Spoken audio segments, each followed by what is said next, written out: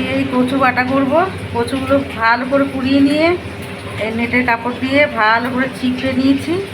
চিপড়ে এই যে পুরো ঝুরঝুরে হয়ে গেছে মানকচু। এই মানকচুর অর্ধেকটা দিয়েছি, অর্ধেকটা রেখেছি, আর এই অর্ধেকটা দিয়ে দিই। পুরো ঝুরঝুরে হয়ে গেছে।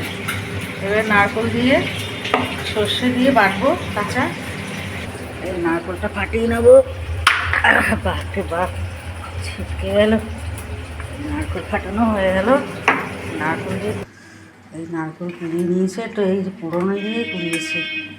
এই যে নারকেল কুড়ানো হয়ে গেছে। কাঁচা লঙ্কা, একটু সর্ষে, এই যে লাল সর্ষেটাই বেশি টেস্টি হয়, ঝাঁসটাও হয়, খেতেও টেস্ট। সাদা সর্ষে দিলেও হয়, দুটো মিক্স করে। এবার একটু কাঁচা লঙ্কা দিয়ে দিলাম। এবার কচুটা পরে দেবো, এটাকে পেস্ট করে নিয়ে তারপর ওটা দেবো। এই সর্ষে পেস্ট হয়ে গেছে। এবার এই নারকেলটা পেস্ট করব। এর মধ্যে একটু নুন আর মিষ্টি দিয়ে পেস্ট করে নিয়েছি। এই কচু বেটে নিয়েছি। এবার এটা দিয়ে সব মিক্সড করে এবার মেখে নেবে একটু।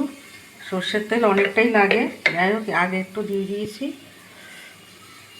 আর একটু নুন দিয়ে দেবো, মিষ্টি আগেই দিয়ে দিয়েছি, বলে দিয়েছি। দিয়ে ভালো করে একটু সুন্দর করে মাখবো। এটা গরম ভাতে কচু বাটা, কচু বাটা নারকেল দিয়ে খুব সুন্দর লাগে খেতে, দারুণ হয় খেতে। এই কচু বাটা হয়ে গেছে। নারকেল উপর দিয়ে ছড়িয়ে দেওয়া। এই গরম ভাতে নারকেল দিয়ে কচু বাটা রেডি। খুব ভালো লাগে খেতে।